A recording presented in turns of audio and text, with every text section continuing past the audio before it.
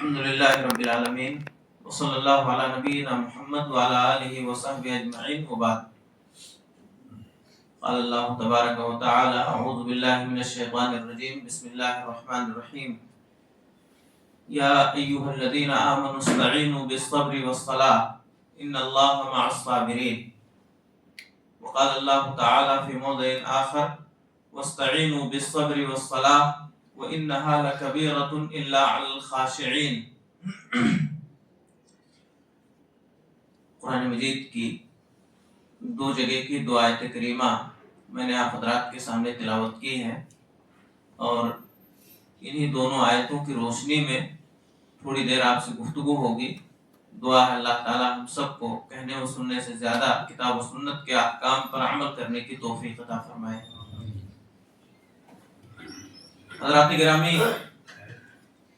ہماری اور آپ کی زندگی میں حالات ہمیشہ ایک طرح نہیں رہتے، حالات بدلتے رہتے ہیں۔ کبھی اللہ تعالیٰ کی جانب سے ہمیں اور آپ کو کوئی ایسی چیز میسر ہوتی ہے جس کی وجہ سے ہم خوش ہوتے ہیں، ہمارے گھر میں خوشی کا ماحول ہوتا ہے۔ مثال کے طور پر کسی کا نیا گھر بن گیا، ایک بڑی خوشی کی بات ہے۔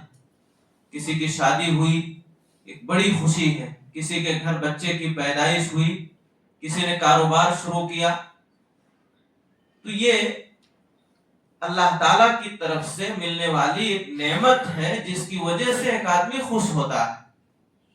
لیکن کبھی کبھی معاملہ اس کے برعکس ہوتا ہے، اس کے الٹا ہوتا ہے۔ ہماری اور آپ کی زندگی میں اللہ تعالیٰ کی طرف سے کوئی رنج، کوئی غم، کوئی تکلیف آ جاتی ہے۔ ایک شخص کی زندگی بڑے قاعدے سے گزر رہی تھی، اچانک اس کے جوان بیٹے کا ایکسیڈنٹ میں انتقال ہو گیا۔ ایک بڑا رنج، ایک بڑی تکلیف اس کے اوپر آ گئی۔ ایک شخص کاروبار کر رہا تھا، اچھا بیوپار اس کا چل رہا تھا، اچانک اس کے کاروبار میں تکلیف آ گئی، اس کی دکان جل گئی۔ اس طرح کی بہت ساری چیزیں ہیں ہماری اور آپ کی زندگی میں، کبھی کبھی کوئی رنج، کوئی غم، کوئی تکلیف آ جاتی ہے۔ حالات ہمیشہ ایک طرح نہیں رہتے، کبھی خوشی اور کبھی غم کا ماحول ہوتا ہے۔ اگر ہماری اور آپ کی زندگی میں کسی طرح کا کوئی غم آ جائے، کوئی تکلیف آ جائے، کسی پریشانی سے ہم دوچار ہو جائیں تو ہم کیا کریں؟ اللہ تعالیٰ نے جو آیت کریمہ میں نے پڑھی ہے اس میں اللہ تعالیٰ نے اسی چیز کا ذکر کیا ہے۔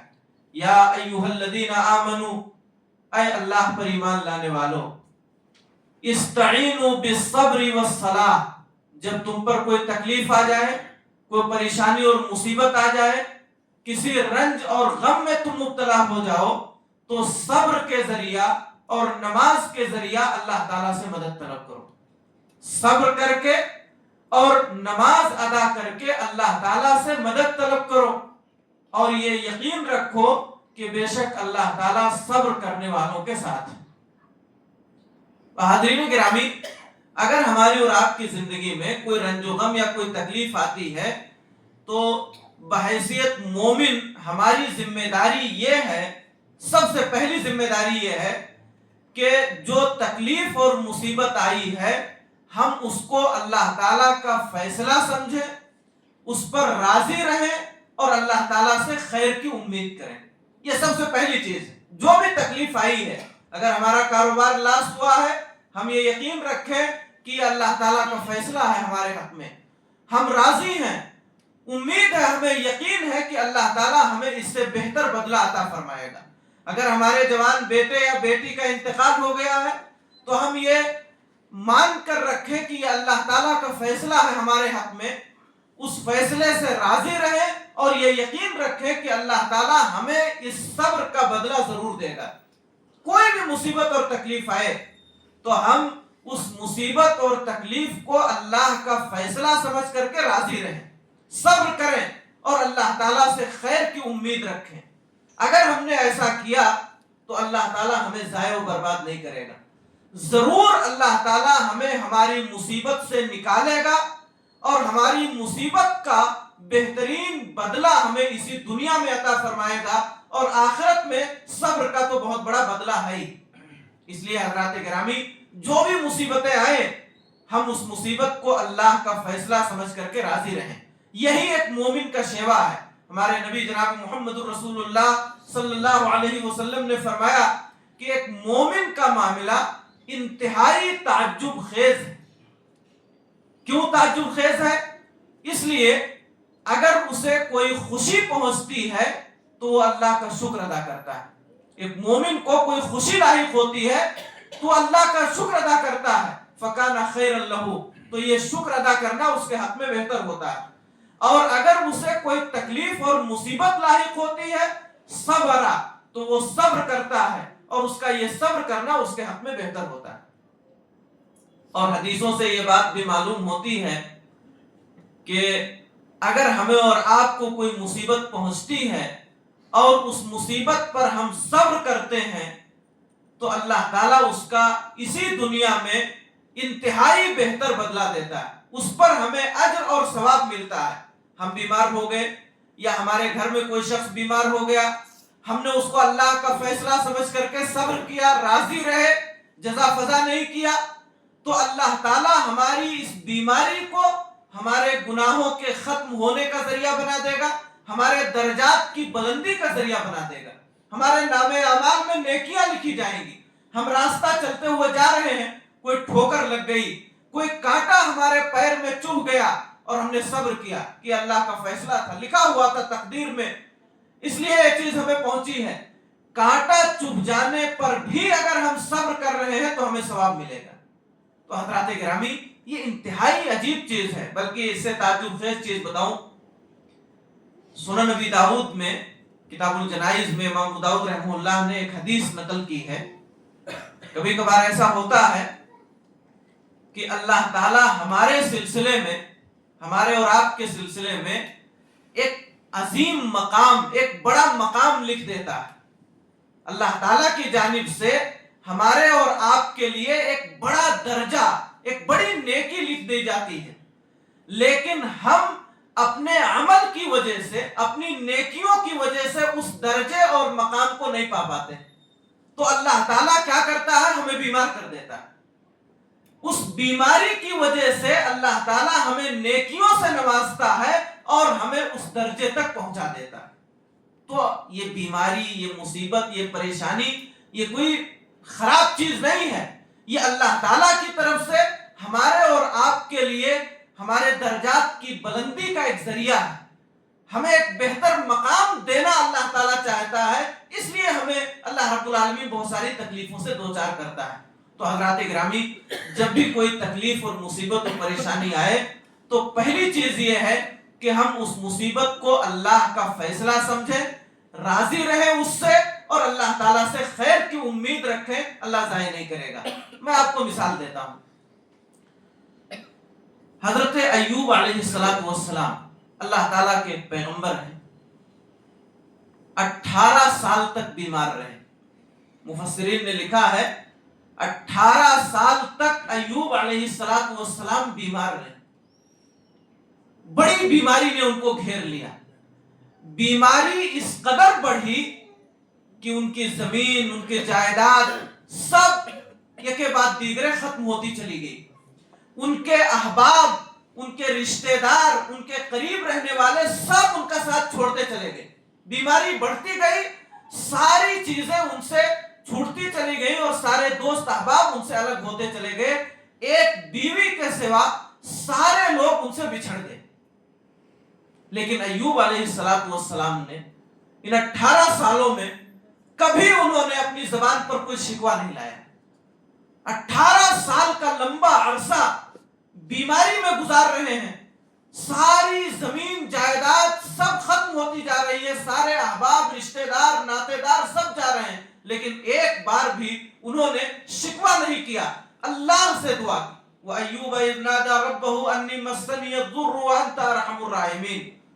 ایوب علیہ السلام نے کہا، اللہ مجھے بیماری لاحق ہو گئی ہے اور تو بہت رحم کرنے والا ہے، اے اللہ مجھ پر رحم فرما۔ اللہ سے دعا کرتے رہے، اس بیماری کو اللہ کا فیصلہ سمجھ کر کے صبر کیا، اس فیصلے پر راضی رہے اور اللہ رب العالمین سے خیر کی امید رکھا۔ نتیجہ کیا ہوا؟ اللہ رب العالمین نے انہیں اسی دنیا میں اس کا پھل دیا، ان کو ان کی بیماری سے اللہ نے نجات دے دیا، بیماری دور ہو گئی، شفا عطا فرمائی اللہ تعالیٰ نے، مکمل انہیں شفا ملی، اور وہ ساری چیزیں، وہ سارا مال جو ان کا ختم ہوا تھا، اللہ نے آہستہ آہستہ سب انہیں لوٹا دیا، ساری چیزیں ان کے پاس آ گئی۔ تو دیکھیے حضرات گرامی، اللہ رب العالمین کے اس پیغمبر حضرت ایوب علیہ السلام نے ایک بڑی مصیبت ان کے سامنے آئی ہے، ایک لمبے عرصے تک بیمار ہیں، اللہ کا فیصلہ سمجھا، اے اللہ یہ بیماری تیرا فیصلہ ہے، یہ مال و دولت کا چھن جانا یہ تیرا فیصلہ ہے، سارے دوست احباب کا چلے جانا یہ تیرا فیصلہ ہے، ہم تیرے فیصلے سے راضی ہیں اور ہم تجھ سے خیر کی امید رکھتے ہیں۔ یہ ایوب علیہ السلام نے کیا اور اللہ رب العالمین نے ان کے اس صبر کا انہیں اسی دنیا میں بدلہ عطا فرمایا۔ اسی طرح آپ دیکھیں گے قرآن مجید میں اللہ تعالیٰ نے حضرت یوسف علیہ السلام کا ذکر کیا ہے، پوری سورت ہے، عبرت و موعظت کی بڑی چیزیں اس میں ہیں یوسف علیہ السلام کے قصے میں۔ یوسف علیہ السلام کے والد یعقوب علیہ السلام، یعقوب علیہ السلام کے 12 لڑکے تھے، ان میں ایک یوسف علیہ السلام بھی۔ یعقوب علیہ السلام کو اپنے 12 لڑکوں میں سب سے زیادہ محبت یوسف علیہ السلام سے تھی، ان کی طرف ان کے دل کا میلان زیادہ تھا۔ ایک بات یہ بھی جان لیں کہ اگر کسی کے 3-4 لڑکے ہوں اور وہ ان میں سے کسی ایک سے زیادہ محبت کرے اور 3 سے کم کرے تو اس میں کوئی حرج اور گناہ کی بات نہیں، یہ دل کا معاملہ ہے۔ بسا اوقات کسی وجہ سے ایک کی طرف دل کا میلان زیادہ ہوتا ہے، دوسرے کی طرف کم ہوتا ہے۔ ہاں شرط یہ ہے کہ یہ محبت ظلم اور ناانصافی پر نہ ابھارے۔ آپ اپنے جس بیٹے سے زیادہ محبت کر رہے ہیں، ساری جائیداد سارا مال اسی کو دے دیں اور بقیہ کو محروم کر دیں، یہ غلط ہے۔ ورنہ چاروں میں سے کسی ایک سے محبت زیادہ ہو، کسی ایک سے کم ہو، اس میں کوئی مذائقہ، کوئی حرج کی بات نہیں ہے۔ نبی کریم صلی اللہ علیہ وسلم کے بہت سے صحابہ تھے، لیکن اللہ کے نبی صلی اللہ علیہ وسلم حضرت ابو بکر رضی اللہ تعالیٰ عنہ سے جو محبت آپ کو تھی وہ اور صحابہ کے حصے میں نہیں آئی۔ آپ کی کئی بیویاں تھیں، لیکن حضرت عائشہ رضی اللہ تعالیٰ عنہ سے جو محبت آپ کو تھی وہ اور بیویوں کے حصے میں نہیں آئی۔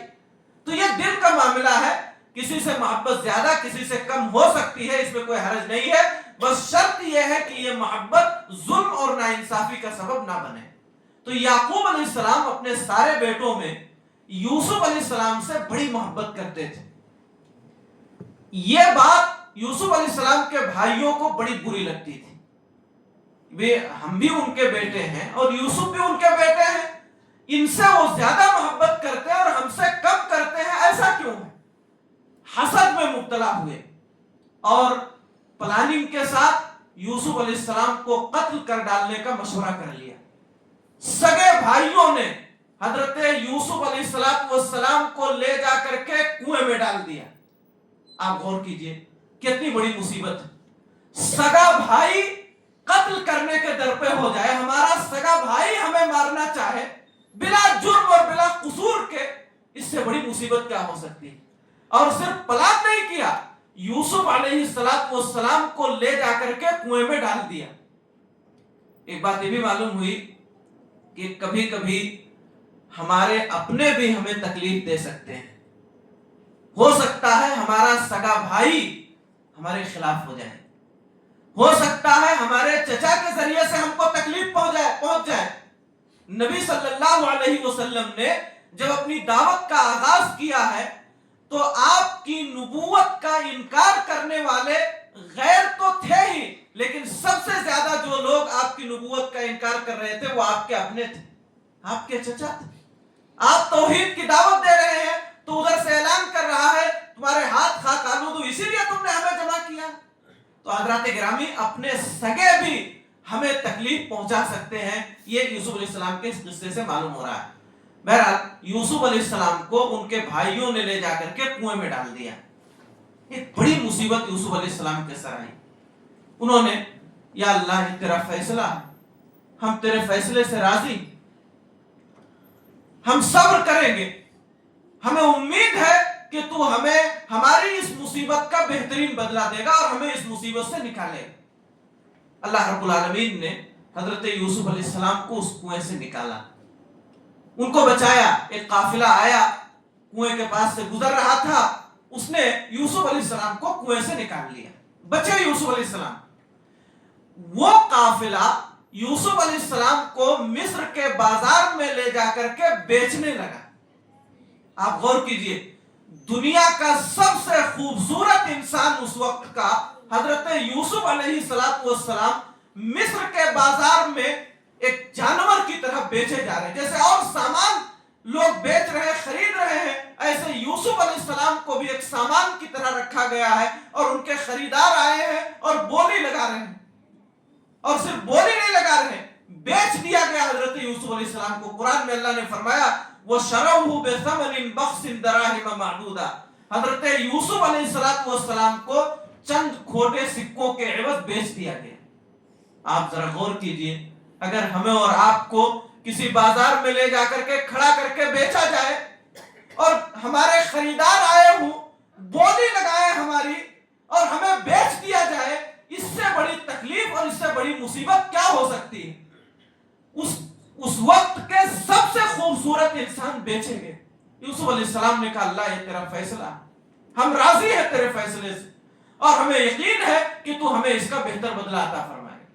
بیچ دیے گئے، عزیز مصر نے خرید لیا، گھر لے گیا۔ اللہ تعالیٰ نے بڑی خوبصورتی سے نوازا تھا یوسف علیہ السلام کو۔ عزیز مصر کی بیوی حضرت یوسف علیہ السلام کے حسن میں گرفتار ہو گئی، اس کی نیت خراب ہو گئی، اور اس نے حضرت یوسف علیہ السلام کو زنا اور بدکاری کی دعوت دی۔ یوسف علیہ السلام نے اپنی پاک دامنی کا اظہار کیا اور بھاگ لیے۔ نتیجہ یہ ہوا کہ بلا کسی جرم کے، بلا کسی غلطی کے یوسف علیہ السلام کو جیل میں ڈال دیا۔ ایک لمبے عرصے تک بلا کسی گناہ کے یوسف علیہ السلام جیل میں رہے، جیل میں ہیں۔ اللہ تیرا فیصلہ، ہم راضی ہیں اور ہمیں یقین ہے کہ تو ہمیں اس کا بہتر بدلہ عطا فرمائے۔ دیکھیے یوسف علیہ السلام کی پوری زندگی دیکھی، کنویں میں ڈالے گئے، اللہ کا فیصلہ سمجھا، راضی رہے، مصر کے بازار میں بیچے گئے، اللہ کا فیصلہ سمجھ کر کے راضی اور اللہ سے خیر کی امید لگائے ہوئے، بلا کسی جرم اور غلطی کے جیل میں ڈالے گئے اور کئی سال تک جیل کی سلاخوں میں رہے، اللہ کا فیصلہ سمجھ کر کے راضی ہوئے۔ حضرات گرامی، اللہ رب العالمین نے یوسف علیہ السلام کو ضائع نہیں کیا۔ ایک وقت آیا پورے مصر میں، پورے ملک میں قحط سالی پھیل گئی، سوکھا پڑ گیا، غلہ تیار نہیں ہوا، سارے لوگ پریشان ہو گئے۔ بادشاہ مجبور ہوا اور اس نے یوسف علیہ السلام کو بری کر کے بلایا اور کہا مصر کے خزانے کی ذمہ داری آپ لیجئے، آپ بتائیے کہ معیشت کو کیسے سنبھالنا ہے، یہ لوگ جو ہیں ان کو کیسے ہم غلہ پہنچائیں، ان کا خیال کیسے کیا جائے گا، زندہ کیسے رہیں گے، آپ دیکھیے اور آپ سنبھالیے۔ یوسف علیہ السلام مصر کے خزانے کے مالک ہو گئے۔ تو دیکھیے مصیبت آئی، یوسف علیہ السلام نے صبر کیا، اللہ تعالیٰ کا فیصلہ سمجھا، اس سے راضی رہے اور اللہ سے خیر کی امید لگایا۔ اللہ رب العالمین نے ان کے اس صبر کا اسی دنیا میں انہیں بدلہ دیا۔ وہی عزیز مصر جس نے ان کو جیل میں ڈالا تھا، مجبور ہو کر کے یوسف علیہ السلام کو لا کر کے مصر کے خزانے کا ذمہ دار بنا دیا۔ اور وہ بھائی جنہوں نے یوسف علیہ السلام کو کنویں میں ڈالا تھا، وہ یوسف علیہ السلام کے سامنے ہاتھ پھیلائے ہوئے آئے، ان کے سامنے بھیک مانگ رہے ہیں، وہی بھائی جو کل قتل کرنے کے لیے پیچھے پڑے ہوئے تھے اور کنویں میں ڈال دیا تھا۔ تو حضرات گرامی، ہماری اور آپ کی زندگی میں مصیبتیں آئیں گی، بڑی سے بڑی تکلیفیں آئیں گی، پریشانیاں آئیں گی۔ اگر ہم ان تکلیفوں اور پریشانیوں کو اللہ کا فیصلہ سمجھ کر کے راضی رہیں گے اور صبر کریں گے تو اللہ تعالیٰ ہمیں ضائع نہیں کرے گا، ضرور ہماری اس مصیبت کا ہمیں بہترین بدلہ عطا فرمائے گا۔ ایک مثال اور دوں میں، ہماری مائیں بہنیں یہاں ہیں، ایک صحابیہ ہیں حضرت ام سلمہ رضی اللہ تعالیٰ عنہ، ان کے شوہر تھے ابو سلمہ رضی اللہ عنہ. اچانک ابو سلمہ رضی اللہ تعالیٰ عنہ کا انتقال ہو گیا، ان کو مار دیا گیا، شہید کر دیا گیا. کسی بھی عورت کے لیے اس کے جوان شوہر کا مار دیا جانا یہ بہت بڑی مصیبت ہے. کسی عورت کا جوان شوہر اگر مر جائے تو اس کے سامنے دنیا تاریک ہو جاتی. اب اس کی پرورش کون کرے گا، اس کے بچوں کی دیکھ ریکھ کون کرے گا، ان کی تعلیم و تربیت کا کیا ہوگا. ایک عورت کے سامنے اس کی ساری دنیا تاریک اور اندھیری ہو جاتی. ام سلمہ رضی اللہ تعالیٰ عنہ کے جوان شوہر ابو سلمہ رضی اللہ تعالیٰ عنہ شہید ہو گئے. بڑی مصیبت ان کے سامنے آئی. اللہ کے نبی جناب محمد رسول اللہ صلی اللہ علیہ وسلم نے ایک دعا سکھائی تھی. ہم سب کے لیے وہ دعا ہے، کوئی مصیبت آئے تکلیف آئے تو ہم پڑھیں انا للہ و انا الیہ راجعون اللہم اجرنی فی مصیبتی واخلف لی خیرا منہا. اے اللہ مجھے میری مصیبت میں ثواب عطا فرما اور میری جو چیز کھو گئی ہے، ضائع ہو گئی ہے، اس سے بہتر چیز مجھے عطا فرما. یہ اس کا معنی ہے. تو ام سلمہ رضی اللہ تعالی عنہا اللہ کے نبی صلی اللہ علیہ وسلم کی بتائی ہوئی سکھائی ہوئی یہ دعا بار بار پڑھتی تھی. جوان شوہر کا انتقال ہو گیا ہے، اللہ کا فیصلہ سمجھ کر کے راضی ہیں، خوش ہیں اور اللہ رب العالمین سے خیر کی امید لگائے ہوئے ہیں اور یہ یقین ہے کہ اللہ تعالیٰ انہیں اس کا بہترین بدلہ عطا فرمائے گا. نتیجہ یہ ہوا ام سلمہ رضی اللہ تعالیٰ عنہ کے اس صبر کا بدلہ اللہ رب العالمین نے یہ دیا کہ بعد میں اللہ تعالیٰ نے ام سلمہ رضی اللہ تعالیٰ عنہ کو ابو سلمہ سے بہترین شوہر اسی دنیا میں عطا فرمایا اور وہ کوئی اور نہیں تھے ہمارے اور آپ کے نبی جناب محمد رسول اللہ صلی اللہ علیہ وسلم. آپ نے ان سے شادی کی. تو حضرات گرامی، میں نے 3 مثالیں آپ کے سامنے پیش کی ہیں. اگر ہم پر کوئی مصیبت، کوئی تکلیف اور کوئی پریشانی آئے تو ہم اس مصیبت کو، اس تکلیف کو اللہ کا فیصلہ سمجھیں، راضی رہیں اور اللہ تعالیٰ سے خیر کی امید رکھیں.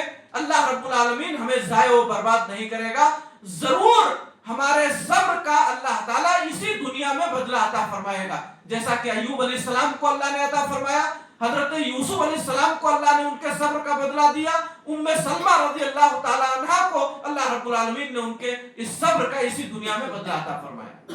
تو پہلی بات جو آیت میں گزری ہے، یا ایھا الذین آمنوا استعینوا بالصبر، اے اللہ پر ایمان لانے والو صبر کے ذریعہ اللہ تعالیٰ سے مدد طلب کرو. دوسری بات، اگر ہم پر کوئی مصیبت آنے والی ہے یا آ چکی ہے یا ہم کو لگ رہا ہے کہ ہم پر یہ پریشانی آ جائے گی تو ہم اللہ تعالیٰ کے دربار میں آئیں، مسجد میں آئیں، 2 رکعت نماز ادا کریں اور نماز ادا کر کے اللہ تعالیٰ سے مدد طلب کریں. یا اللہ یہ پریشانی جو ہم پر آنے والی ہے تو اسے دور فرما. اے اللہ یہ پریشانی جو آ سکتی ہے یا جو آ چکی ہے اس پریشانی سے ہمیں نجات عطا فرما. یہ ہماری ذمہ داری ہے. اگر ہم اللہ تعالیٰ کے دربار میں آ کر کے 2 رکعت نماز ادا کریں گے اور نماز کے ذریعہ اللہ تعالیٰ سے مدد طلب کریں گے تو یقین رکھیے اللہ تعالیٰ ضرور ہماری مدد فرمائے گا اور ہماری مصیبت سے ہمیں نجات عطا فرمائے گا. اس کی بھی میں آپ کو مثال دیتا ہوں. بخاری کی ایک لمبی روایت ہے کتاب الانبیاء کی. حضرت ابراہیم علیہ السلام اللہ رب العالمین کے پیغمبر اللہ کے حکم سے اپنی بیوی حضرت سارہ علیہ السلام کو لے کر کے نکلے ہیں. اللہ کا حکم ہے، لے کر کے گاؤں سے جا رہے ہیں. راستے میں ایک جگہ ایک بڑا ظالم بادشاہ تھا. اس کے چند افراد گھومتے رہتے تھے. کوئی بھی خوبصورت عورت اگر دکھتی تو اس کو پکڑ کر کے اس بادشاہ کے پاس لے جاتے اور وہ اس عورت سے بدکاری کرتا تھا. یہ اس کے ظلم کا حال تھا. کسی کی عزت آبرو کی اسے کوئی پرواہ نہیں تھی. ابراہیم علیہ السلام جو اپنی بیوی حضرت سارہ کو لے کر کے ادھر سے گزرے تو بادشاہ کے لوگوں نے، بادشاہ کے کارندوں نے حضرت سارہ کو پکڑ لیا اور پکڑ کر کے اس بادشاہ کے پاس لے گئے. حضرات گرامی تصور کیجئے کتنی بڑی مصیبت ہے جو ابراہیم علیہ السلام کے سر آئی. हम और आप अगर अपनी बीवी को, अपनी बेटी को, अपनी बहन को लेकर के कहीं जा रहे हों और चंद ओबाश किस्म के लोग आए गुंडे टाइप के, और वो हमारी बीवी को, हमारी बेटी को या हमारी बहन को हमसे छीन करके ले जाएं, और हमें ये मालूम हो कि ये ले जा करके हमारी बहन बेटी की इज्जत से खेलेंगे, कितनी बड़ी मुसीबत ये होगी और कितनी बड़ी तकलीफ होगी। इब्राहिम अलैहिस्सलाम की बीवी को उन जालिमों ने उनके हाथ से छीन लिया और ले जा करके उस बादशाह के हवाले कर दिया है जो इज्जत से खेलता है, जिसे किसी की बहन बेटी की इज्जत की कोई परवाह नहीं। बड़ी परेशानी, इज्जत खतरे में है। इब्राहिम अलैहिस्सलाम ने नमाज पढ़ी, अल्लाह से दुआ करने लगे, या अल्लाह तेरे खलील की इज्जत खतरे में है, बीवी उस जालिम बादशाह के नरगे में है जिसे इज्जत आबरू की कोई परवाह नहीं है, अल्लाह मेरी बीवी की इज्जत की हिफाजत फरमा। ये इब्राहिम अलैहिस्सलाम इस मुसीबत के मौके पर अल्लाह से दुआ कर रहे हैं, अल्लाह मेरी बीवी की इज्जत की हिफाजत फरमाना। आज बड़ी तकलीफ आई है, बीवी को जालिमों ने पकड़ लिया है और उस जगह चली गई है जहां से इज्जत बचा करके आना बड़ा मुश्किल है। रो रहे हैं, अल्लाह ताला से दुआ कर रहे हैं इस मुसीबत से नजात के लिए। अल्लाह ताला ने उनकी दुआ को कबूल फरमाया। सुना वो बादशाह जालिम हजरत सारा अलैहिस्सलाम की तरफ बढ़ा, अल्लाह ने उसके हाथों की ताकत छीन ली, हाथों की ताकत छीन ली। जैसे किसी को फालिज का अटैक हो जाए और ये हाथ न उठ सके, अल्लाह ने उसके हाथों की ताकत छीन ली और वो हजरत सारा अलैहिस्सलाम तक पहुंच नहीं सका। उसने उनसे गुजारिश की, इल्तिजा की, अल्लाह की बंदी दुआ करो, अल्लाह मुझे ठीक कर दे, मैं तुम्हें कुछ नहीं कहूंगा। रिवायत में है 3 मर्तबा ये जालिम शख्स इब्राहिम अलैहिस्सलाम की बीवी हजरत सारा की तरफ बढ़ा, लेकिन अल्लाह ताला ने तीनों मर्तबा उसे नाकाम किया। माफी मांगी उसने और कहा कि आप दुआ करें, मैं ठीक हो जाऊं, मैं तुम्हें कुछ नहीं कहूंगा। और उसने बाइज्जत हजरत सारा अलैहिस्सलाम को वहां से भेजा और अपने घर की एक लड़की हाजिरा को उनकी खिदमत के लिए दिया, जिससे बाद में इब्राहिम अलैहिस्सलाम ने शादी की। जब हजरत सारा उस जालिम बादशाह के महल से निकली और गई, हदीस के अल्फाज हैं, फ़अततहु व हुवा क़ाइमुन युसल्ली। सारा अलैहिस्सलाम इब्राहिम अलैहिस्सलाम के पास आई है, पहुंची है, देखती क्या है कि वो नमाज पढ़ रहे हैं, वो नमाज में है। हजरात गिरामी देखिए, एक बड़ी मुसीबत इब्राहिम अलैहिस्सलाम के पास आई है, उनकी बीवी को जालिमों ने पकड़ लिया है, इब्राहिम अलैहिस्सलाम की इज्जत खतरे में है। ऐसे मौके पर इब्राहिम अलैहिस्सलाम ने अल्लाह रब्बुल आलमीन से मदद तलब की, नमाज पढ़ करके सर झुकाया, अल्लाह के सामने हाथ उठाया और अपनी इज्जत की बका के लिए, इज्जत की हिफाजत के लिए अल्लाह से दुआ की, और अल्लाह रब्बुल आलमीन ने उनकी दुआ को सुना। हजरात गिरामी, अगर हमारी और आपकी इज्जत खतरे में हो, हमारी और आपकी जमीन खतरे में हो, हमारी माए बहनें खतरे में हो, हमारा घर खतरे में हो, हमारा कारोबार खतरे में हो, परेशानियां हमारे पास आ चुकी है, आइए अल्लाह रब्बुल आलमीन के दरबार में झुका दीजिए सर, उठाइए हाथ अल्लाह के सामने। अल्लाह ताला इन उठे हुए हाथों और झुके हुए सरों की लाज रखेगा। ये हो ही नहीं सकता कि अल्लाह ताला हमारी इज्जत आबरू की हिफाजत न फरमाए। जरूर बस इखलास हो, लिल्लाहियत हो, अल्लाह रब्बुल आलमीन के सामने आकर के रोने का जज्बा हो। इब्राहिम अलैहिस्सलाम ने नमाज पढ़ करके अल्लाह ताला से मदद तलब की और अल्लाह ताला ने उनकी मदद फरमाई। सही बुखारी में एक लंबा किस्सा है। एक गुज़श्ता ज़माने में नबी सल्लल्लाहु अलैहि वसल्लम कहते हैं कि एक बड़े आबिद और जाहिद इंसान थे जिनका नाम था जुरैज। जुरैज नाम के एक बड़े आबिद और जाहिद इंसान, उन्होंने अपना घर बार छोड़ दिया, माँ बाप छोड़ दिए, सारे लोगों को छोड़ छाड़ कर एक दूर जगह में गए और जाकर के वहीं एक छोटा सा घर बनाया घास फूस का, और उसी में दिनों रात अल्लाह ताला की इबादत और बंदगी करने लगे। हमेशा जिक्र, अज़कार, नमाज, दुआ, इसी में मसरूफ रहते थे। पूरी जिंदगी उनकी अल्लाह ताला की इबादत, जिक्र, अज़कार और दुआ में गुजर रही। सारी दुनिया से अलग थलग होकर के बड़े नेक इंसान। एक दिन उनकी माँ किसी जरूरत से उनसे मुलाकात करने के लिए गई, आवाज दिया, जुरैज को बुलाया। इत्तेफाक ऐसा कि वो नमाज पढ़ रहे थे। एक तरफ अल्लाह रब्बुल आलमीन की इबादत है और एक तरफ माँ की आवाज है। کیا کرے، اللہ کی عبادت کو ترجیح دیا، ماں چلی آئی، دوسرے دن گئی، پھر وہی معاملہ، ماں آواز لگا رہی ہے اور جریج اللہ تعالیٰ کی عبادت میں مصروف ہے، نماز میں جواب نہیں دے سکے، تیسرے دن گئی، پھر یہی معاملہ ہوا، تیسرے دن ماں ناراض ہو کر کے اپنے بچے کو بد دعا دے دیا اس نے، یا اللہ اس کی موت نہ آئے جب تک کہ یہ بدکار عورتوں کا چہرہ نہ دیکھ لے، یعنی جب تک یہ ذلیل اور رسوا نہ ہو جائے تب تک اسے موت نہیں دینا۔ میرے نوجوان ساتھیوں، ضمناً ایک بات عرض کر دوں، ماں ایک بہت بڑی نعمت اور دولت ہے، یہ ماں اگر خلوص و للہیت کے ساتھ ہمارے لیے دعا کر دے تو ہماری دنیا بن جائے، آخرت بن جائے، اور اگر یہ ماں بد دعا کر دے ناراض ہو کر کے تو ایک عابد و زاہد آدمی، ایک نیک آدمی ذلیل و رسوا ہو جائے۔ سیرت نگاروں نے لکھا ہے کہ امام بخاری رحمہ اللہ جب پیدا ہوئے تو ان کی بینائی نہیں تھی، دیکھ نہیں پاتے تھے، ان کی ماں بڑی نیک تھی، بڑی عابدہ زاہدہ، تہجد پڑھتی اور تہجد پڑھ کر کے اللہ تعالیٰ سے دعا کرتی، یا اللہ میرے بیٹے بخاری کو، اسماعیل، محمد ابن اسماعیل کو، اے اللہ تو بینائی عطا فرما دے۔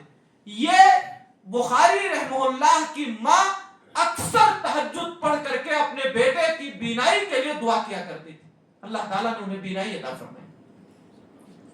امام بخاری رحمہ اللہ کو اللہ تعالیٰ نے بینائی عطا فرمائی، اور ایسی بینائی عطا فرمائی کہ چاندنی راتوں میں مسجد نبوی میں بیٹھ کر کے تاریخ الکبیر لکھ ڈالا 8 جلدوں میں، دنیا نے دیکھا۔ تو اگر یہ ماں، ہم نے اسے راضی رکھا، خوش رکھا، اس کی اطاعت کیا، فرما برداری کیا، اور اس ماں نے ہمارے لیے خلوص و للہیت کے ساتھ دعا کر دیا، تو ماں کی یہ دعا ہماری دنیا کو بھی بنائے گی، ہماری آخرت کو بھی بنائے گی انشاءاللہ۔ اس لیے ماؤں کی دعائیں لینے کی کوشش کرو، اور اگر یہ ماں ناراض ہو کر کے بد دعا دے دے تو ایک عابد و زاہد انسان بھی بدنام ہو جائے، ذلیل و رسوا ہو جائے۔ جریج ماں نے بد دعا دے دیا، دنوں رات عبادت کرنے والا یہ شخص، اللہ نے اسے ذلیل کر دیا۔ ایک بدکار عورت، اس نے بچہ پیدا کیا اور گاؤں میں جا کر کے کہہ دیا کہ یہ بچہ جریج کا ہے، یہ بچہ جریج کا ہے۔ گاؤں کے لوگ جو جریج کو اللہ کا ولی سمجھتے تھے، بڑا نیک انسان سمجھتے تھے، بہت ناراض ہوئے، گھر توڑ دیا ان کو مارا پیٹا۔ جریج کی عزت خطرے میں، جریج نے اس مصیبت کے موقع پر 2 رکعت نماز ادا کی، اللہ سے دعا کیا، یا اللہ پوری زندگی کی عبادت خطرے میں ہے۔ یہی گاؤں کے لوگ جو آج تک مجھے تیرا ولی اور نیک بندہ سمجھ رہے تھے، آج یہ ہم کو شیطان صفت سمجھ رہے ہیں۔ اے اللہ میری عبادتوں کی حفاظت فرما، اے اللہ میری عزت کی حفاظت فرما۔ یہ جریج علیہ السلام اللہ رب العالمین سے نماز پڑھ کر کے اپنی عزت کی حفاظت کے لیے دعا کر رہے ہیں۔ نماز پڑھا، اللہ سے دعا کیا، اور اس بیٹے کو، اس لڑکے کو اپنی گود میں لیا اور اس سے پوچھا، بیٹے بتا تیرا باپ کون ہے؟ وہ لڑکا جو 2-3 دن کا ہے، ابھی دودھ پی رہا ہے، جس کو بولنا نہیں آتا ہے، اللہ نے جریج کی عزت بچائی اور اس لڑکے کو بولنا سکھا دیا، قوت گویائی دے دی۔ وہ لڑکا بول پڑا، میرا باپ فلاں چرواہا ہے، میرا باپ وہ ہے جو بکریاں چرایا کرتا ہے، اس کا میں بیٹا ہوں، میرے باپ جریج نہیں۔ حضرات گرامی، آپ نے دیکھا جریج پر ایک بڑی مصیبت آئی ہے، ساری زندگی کی عبادت اور ریاضت خطرے میں پڑ گئی ہے۔ گاؤں کے لوگ جو جریج کو بہت نیک سمجھتے تھے، آج ان کو زناکار اور بدکار سمجھ رہے ہیں۔ ایسے موقع پر جریج نے اپنی عزت کی حفاظت کے لیے اپنا سر اللہ کے سامنے جھکایا، نماز ادا کی، اللہ سے روئے اور گڑ گڑائے، اور اللہ رب العالمین نے ان کی عزت کی حفاظت فرمائی۔ تو حضرات گرامی، اگر ہم پر کوئی مصیبت آ رہی ہے، کوئی پریشانی آئی ہوئی ہے، ہماری عزت آبرو خطرے میں پڑ گئی ہے، ہمارے بچوں کا مسئلہ ہے، ہمارے گھر کا معاملہ ہے، ہمارے کاروبار کا کوئی معاملہ آ گیا ہے، ہم کسی جرم میں پھنسائے جا رہے ہیں ناحق، تو ایسے موقع پر ہم اپنے اللہ کو یاد کریں۔ ہماری یہ صدا عرش سے ٹکرائے رہے گی اور اللہ تعالیٰ ضرور ہماری عزت آبرو، ہمارے دکان مکان، ہمارے سارے مسائل کا حل اسی دنیا میں عطا فرما دے گا۔ ایک اور مثال دو آپ کو، نبی کریم جناب محمد رسول اللہ صلی اللہ علیہ وسلم، آپ نے ایک فیصلہ کن جنگ کی جس کا نام ہے بدر، جنگ بدر، آپ نے سنا ہے، مسلمانوں اور کافروں کے درمیان ایک فیصلہ کن لڑائی ہوئی۔ اس جنگ میں مسلمانوں کی تعداد 300 سے کچھ زائد ہے، 313 15 17 جو لوگوں نے لکھا ہے، 300 سے کچھ زائد مسلمان ہیں۔ کافروں کا لشکر 1000 کا ہے، 3 گنا زیادہ ہے۔ ایک طرف 300 لوگ ہیں اور ایک طرف 1000 لوگ ہیں۔ یہ 300 مسلمان جو آئے ہیں ان میں سے زیادہ تر نہتھے ہیں، ان کے پاس کچھ ہے نہیں، ہتھیار نہیں ہے لڑنے کے لیے، خالی ہاتھ آئے ہیں۔ اور 1000 کا جو لشکر کافروں کا آیا ہے ان میں سے زیادہ تر لوگوں کے پاس ہتھیار ہیں، 1 سے زائد ہتھیار۔ یہ 300 مسلمان جو آئے ہوئے ہیں ان میں سے اکثر کے پاس سواریاں نہیں ہیں، پیدل آئے ہیں۔ ادھر جو 1000 کا لشکر آیا ہوا ہے ان میں سے ایک کے پاس 1 سے زائد سواری۔ یہ 300 مسلمان جو آئے ہیں یہ کھجوروں کی کھیتی کرنے والے، ان کو لڑنے کا کوئی تجربہ نہیں ہے، لڑائی سے بہت زیادہ جنگ جدال سے واقف نہیں ہے، کوئی تجربہ نہیں ہے۔ اور مکہ سے جو 1000 کا لشکر آیا ہے یہ میدان حرب و ضرب کے ماہر ہیں، ماہر لڑاکو ہیں، کوئی مقابلہ ہی نہیں ہے۔ ایک طرف 300، ایک طرف 1000، ایک طرف نہتھے لوگ، ایک طرف ہتھیار والے، ایک طرف ناتجربہ کار، ایک طرف لڑائی کے ماہر شہسوار، ایک طرف کے لوگ جو آئے ہیں ان کے پاس سواریاں ہی نہیں ہیں اور ایک طرف بہت زیادہ سواریاں ہیں، کوئی مقابلہ نہیں ہے۔ اللہ کے نبی جناب محمد رسول اللہ صلی اللہ علیہ وسلم نے حالات کا جائزہ لیا، معلوم کیا ساری چیزوں کو۔ آپ نے حالات کا جائزہ لینے کے بعد بدر میں ایک جگہ ہے جس کو عریش کہتے ہیں، آج بھی وہ جگہ ہے، نشان زد ہے۔ اس عریش کے پاس اللہ کے نبی صلی اللہ علیہ وسلم گئے، آپ نے نماز ادا کی، سجدے میں گر گئے، سجدے میں گرے ہوئے ہیں اور اللہ تعالیٰ سے دعا کر، اے اللہ اگر آج کے دن یہ چھوٹی سی جماعت مار دی گئی، مدینہ سے جو 300 سے زائد لوگ آئے ہیں، اگر آج یہ مار دیے گئے تو قیامت تک روئے زمین پر تیری عبادت نہیں ہوگی۔ یہی مدینہ والے تو اذان دے رہے ہیں، یہی تو اللہ اکبر کہتے ہیں، یہی تو نماز پڑھتے ہیں، یہی تو تجھے اپنا رب اور معبود مان رہے ہیں۔ اگر آج یہ مار دیے گئے تو دنیا یہ سمجھے گی کہ محمد صلی اللہ علیہ وسلم کا لایا ہوا دین جھوٹا ہے۔ اے اللہ ہماری حفاظت فرما۔ یہ اللہ کے نبی صلی اللہ علیہ وسلم سجدے میں پڑے ہوئے اللہ سے رو رہے ہیں، روئے جا رہے ہیں، اللہ سے فریاد کر رہے ہیں، آپ کی چادر آپ کے کندھوں سے سرک گئی۔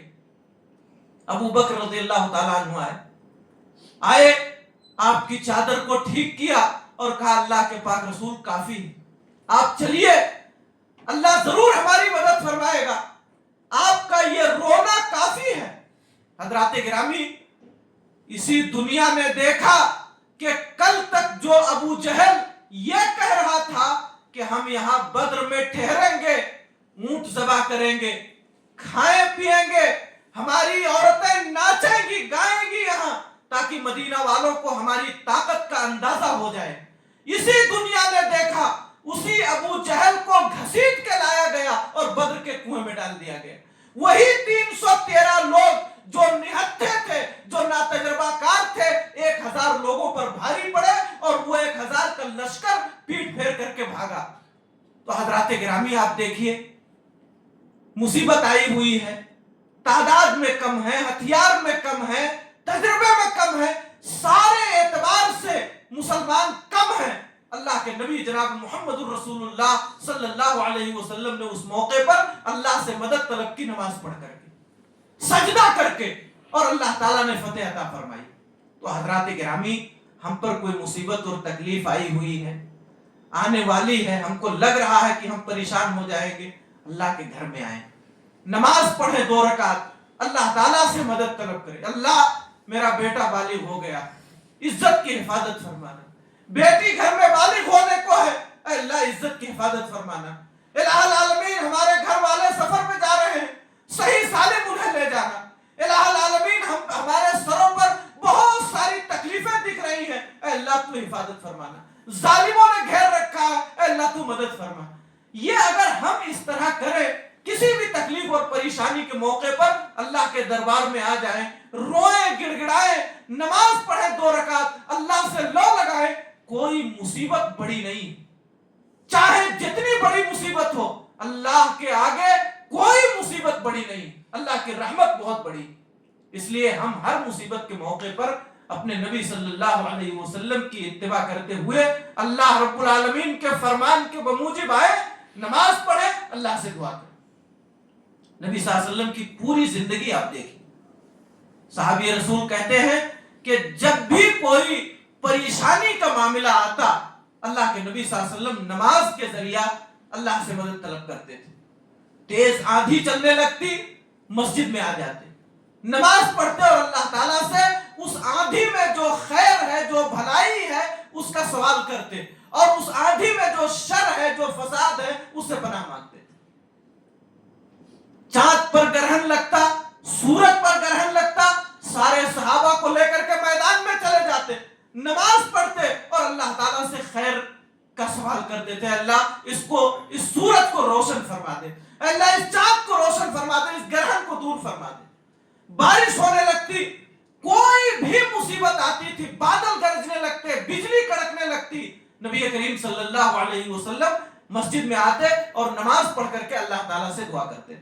तो हाज़रीन गिरामी, ये सारे वाकयात हमें और आपको बता रहे हैं कि अगर हम पर कोई मुसीबत आई हुई है तो हम अल्लाह के दरबार में आकर के नमाज पढ़ें और अल्लाह ताला से उस मुसीबत के दूर होने की दुआ करें, जरूर अल्लाह ताला हमारी मदद फरमाएगा। तो ये 2 चीजें हुई, कोई भी मुसीबत और तकलीफ आए, उस मुसीबत को अल्लाह ताला का फैसला समझे, उस पर राजी रहे, सब्र करे, अल्लाह से खैर की उम्मीद रखे, अल्लाह ज़ाहिर नहीं करेगा।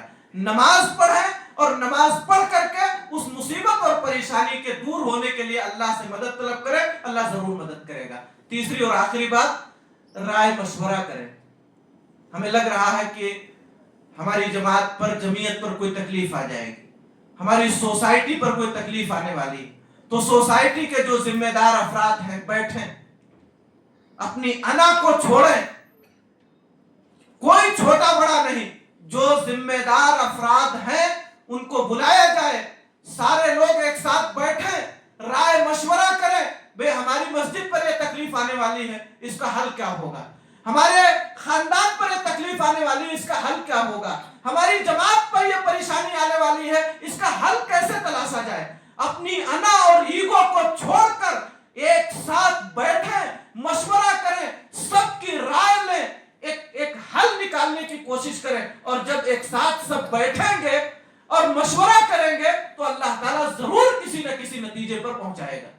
ये नबी करीम सल्लल्लाहु अलैहि वसल्लम की सीरत हमें बताती है, ये अंबिया की सीरत बताती है, यही अल्लाह का हुक्म है।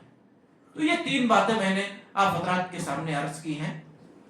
अल्लाह ताला ने जिक्र किया, या अय्युहल्लज़ीना आमनुस्तईनु बिस्सब्रि वस्सलाह, ऐ अल्लाह पर ईमान लाने वालों, मुसीबत, तकलीफ और परेशानी के मौके पर सब्र के जरिया अल्लाह से मदद तलब करो, नमाज पढ़ करके अल्लाह ताला से उस मुसीबत के दूर होने की दुआ करो, और एक साथ बैठ करके राय मशवरा करो, और उस परेशानी के हल करने के लिए कोई रास्ता निकालो। अगर तुम एक साथ बैठोगे, खैर होगा, अल्लाह ताला जरूर उस मुसीबत से निकलने का कोई ना कोई रास्ता निकाल देगा।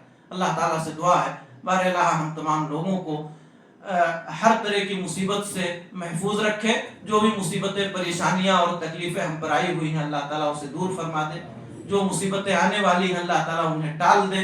मौला करीम हम सबको सब्र करने की तौफीक अता फरमा, सब्र के जो फवाइद व बरकत दुनिया और आखिरत में है उससे हमें बहरावर फरमा दे।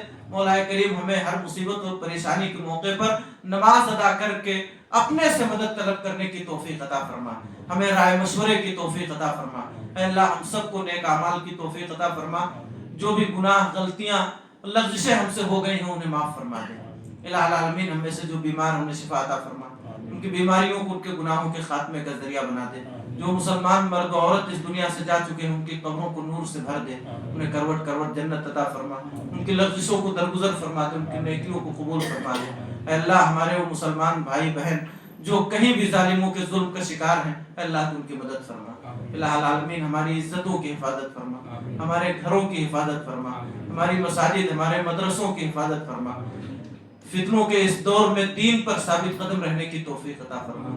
اے اللہ جو پریشان حال ہیں ان کی پریشانیوں کو دور فرما دے, جو مقروض ہیں انہیں ان کے قرضوں کی ادائیگی کی توفیق عطا فرما, جو رشتوں کے طالب ہیں انہیں بہترین و مناسب رشتہ عطا فرما. الہ العالمین اس ماہ مبارک میں جو بھی تھوڑی بہت نیکیاں ہم سے ہو گئی ہیں انہیں قبول فرما.